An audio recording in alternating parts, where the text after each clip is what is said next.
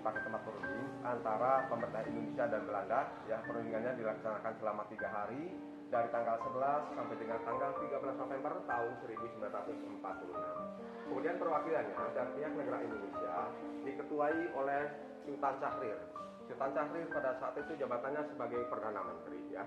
Terus anggotanya ada Mr. Susanto Tirtoprajo. Beliau adalah Menteri Kehakiman.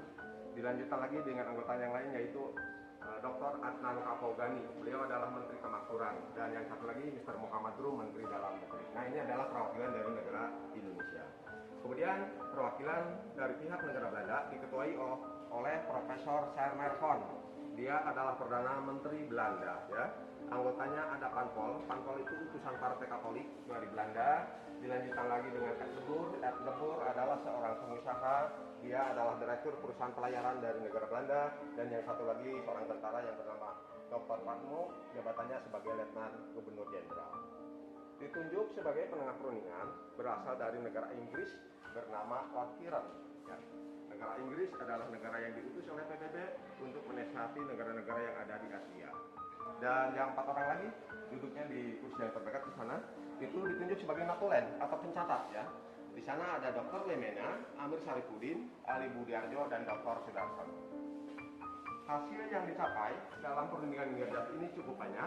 Ada 17 pasal persetujuan, tapi yang inti atau yang pokok itu ada 3. Yang pertama, pemerintah Belanda mengakui kedaulatan Indonesia secara de facto yang meliputi wilayahnya yaitu Pulau Jawa, Sumatera, dan Madura. Yang kedua, pemerintah Indonesia dengan pemerintah Belanda akan bekerja sama dalam membentuk negara Republik Indonesia Serikat atau RI. Dan yang ketiga, pemerintah Republik Indonesia Serikat dengan pemerintah Belanda akan bekerja sama pula membentuk Uni Indonesia Belanda yang diketuai Ratu Belanda. Kemudian gedung ini, ya, sewaktu dipakai perundingan, statusnya adalah hotel, ya, namanya Hotel Merdeka, ya. Dan di dalam gedung ini banyak kamar tidur, ya. Sebelah kanan kita lihat kamar tidurnya. Kamar tidur delegasi Indonesia ada 2 kamar, kamar tidur delegasi Belanda 3 kamar. Nah, kita lihat di sini. Nah, ini kamar tidur delegasi Indonesia yang dipersiapkan untuk Perdana Menteri Sultan Syahrir dengan Mr. Susanto Tirtoprajo, Menteri Kehakiman. Terus ada pula foto orang yang mendirikan gedung ini, namanya Jakobus Johannes Pantos, ya, di sana terpasang, ya. Mendirikan gedung ini pada tahun 1930. Nah, itu fotonya.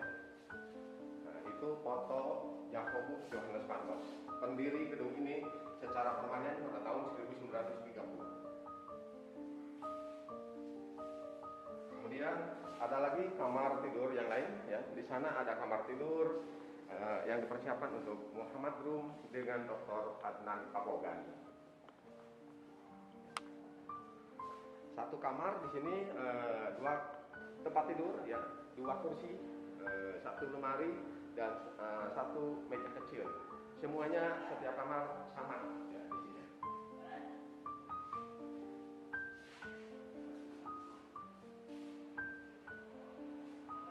Terus mengapa perundingan antara Indonesia dan Belanda bisa dilaksanakan di Linggarjati? Itu akibat usulan dari Ibu Maria Ulupah Santoso. Nah, itu fotonya. Beliau saat itu jabatannya sebagai Menteri Sosial, ya. Dan ayahnya itu mantan Bupati Kuningan. Jadi Ibu Maria Ulupah Santoso itu mengetahui betul keadaan di Kuningan, terutama dari segi keamanannya. Nah, ini kamar tidur anggota delegasi dari negara Belanda, ya. Dipersiapkan untuk anggota delegasi negara Belanda. Di sini ada pintu yang menyambung atau connecting door, gitu, ya. Pintu di luar tapi di dalam kamar tidur ada pintu yang menyambung.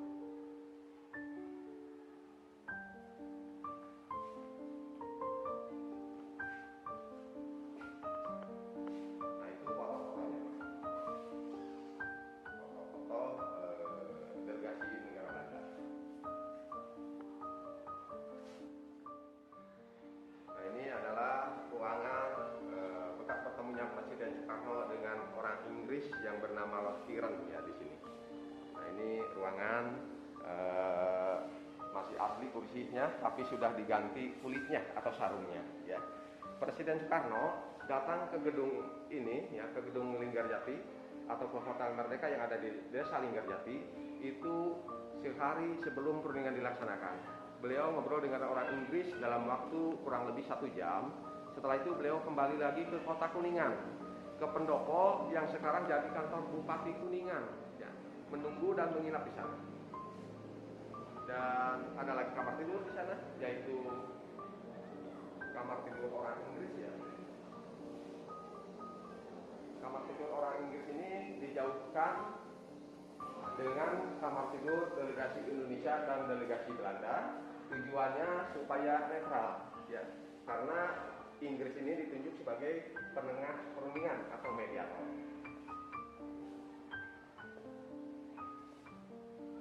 Di dalam kamar tidur orang Inggris ini ada kamar mandi, ya. Berbeda dengan kamar-kamar yang tadi, ya, dengan kamar tidur delegasi Indonesia dan kamar tidur delegasi Belanda. Nah, ini kamar tidur orang Inggris. Di sini ada bak, ada kloset. Karena beliau tidak boleh bergabung ataupun berjumpa dengan orang Indonesia atau orang Belanda sebelum pelaksanaan perundingan dilakukan.